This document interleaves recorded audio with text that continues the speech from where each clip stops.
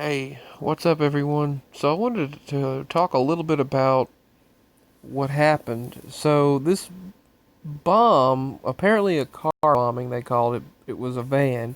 It looked like a Breaking Bad RV van that went off near the Bell South Tower.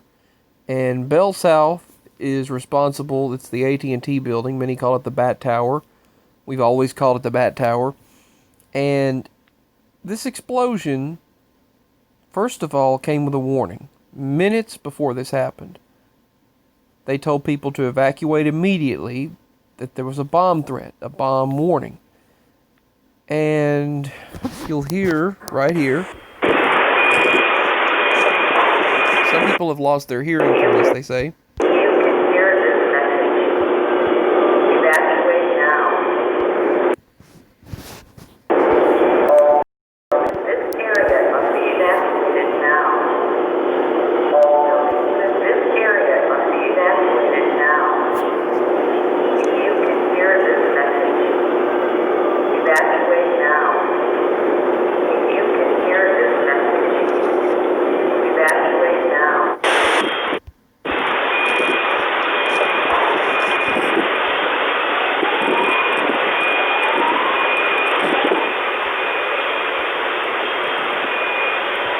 So, something doesn't add up about this. And then there is the aftermath. It's just absolutely chilling. So, you get this anonymous style warning that there's going to be an explosion, that all buildings should evacuate immediately, and then this explosion takes place. Now, there's no answer. Some talk about 5G, some talk about a rogue person. They even said it very seriously, but they weren't really being serious about it in a way. But they also talked about maybe there's a disgruntled employee. Maybe this was a target against AT&T, and judging by the situation that took place, I would use my best discernment to say that it was likely, definitely targeted towards AT&T. Now, this is being deemed an act of terror, a terrorist act, even though no human being was targeted. A normal terrorist would target human beings. Thank goodness there were no innocent civilians targeted in this attack. Well, in this explosion. So, what I'm trying to figure out, it is obvious, but who's behind it is what everyone's trying to figure out. Was it orchestrated as a plot deeply by many individuals? Because, first of all, normally, in a situation like this, first of all, when they're not telling you a lot of information, there's something to be concerned about. Because it's 2020, currently when I'm making this video, we have surveillance everywhere you turn. We're being listened to and monitored 24/7, yet they only have one blurry picture of a Breaking Bad style RV. That's all they have? And this video footage here? And one explosion in this area near the AT&T building was enough to knock my signal out, my parents' phones out, signal out, surrounding counties, emergency services, and 911 services completely out for multiple surrounding counties and areas of Tennessee, Kentucky, Alabama, Georgia, and surrounding areas. I mean, like the grid, there's backups.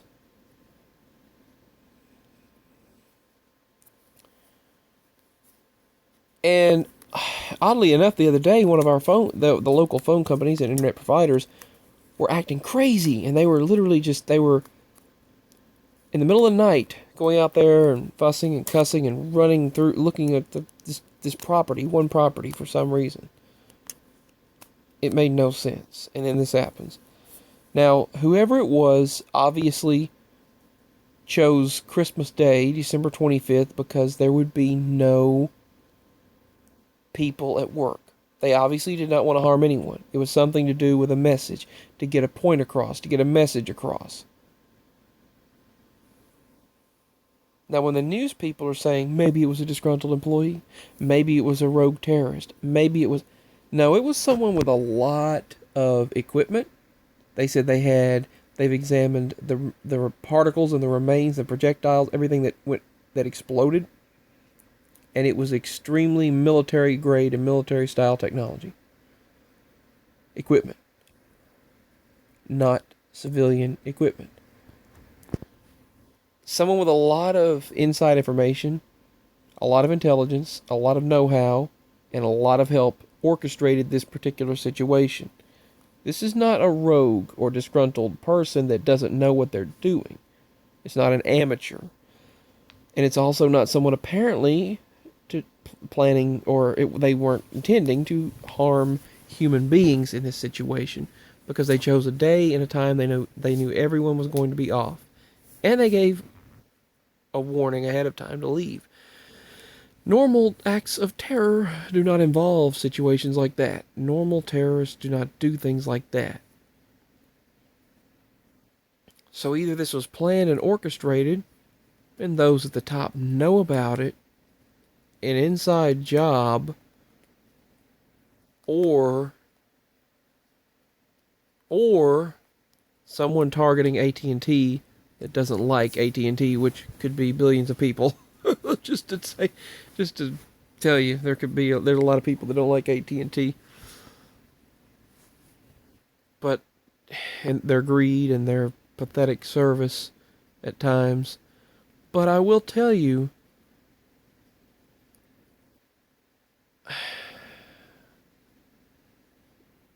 something is super fishy about it. We have surveillance everywhere, and they can't get a single bit of footage to tell them where an individual went. They grounded and stopped all flights. Heck, the person left the truck was left at 1:30 in the morning. 1:30 a.m. The explosion happens at 6:30 in the morning, or 6 o'clock. 5 hours? Then they grounded all flights after it happened, brought them back because their flight communication was gone. When one explosion like this, we're in serious trouble if it knocks out all cell phones. This is a test. There's something going on. It seems to be a test. Google went out days ago, along with YouTube and other companies, during the whole electoral college thing. They went out that day. All Google services went out. Months ago, YouTube went out. Days before that, Gmail went out. Then Gmail went out the next day again. So someone's doing something. AT&T's been having a lot more outages. I can show you online, upon a simple search, there's a lot of outages happening worldwide. And things are ramping up again as well. Sadly, terror attacks are happening again as well.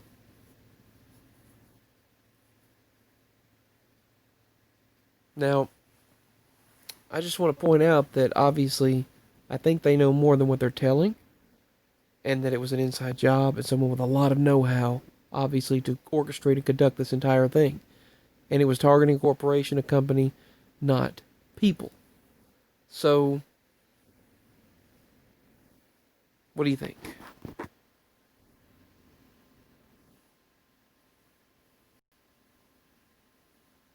What do you think?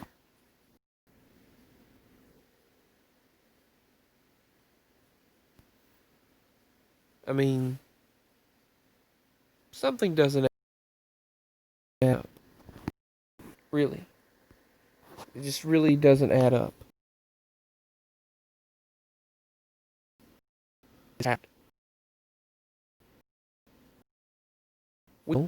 I can't call out. My parents can't call out. They can't receive calls. We have none in the entire surrounding areas, except spotty signal here and there. I can only receive calls on the Echo Dot speaker that alerts me to a call and make calls with that. What doesn't make sense is our microcell tower shows full signal, but doesn't work. Even though it routes through the internet, that doesn't make sense. It uses the internet, so it should work. So apparently AT&T signal in our entire area.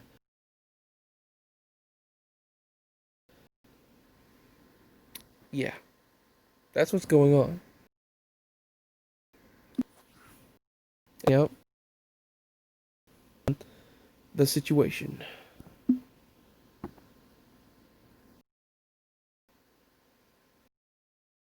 Trying to get this to work here.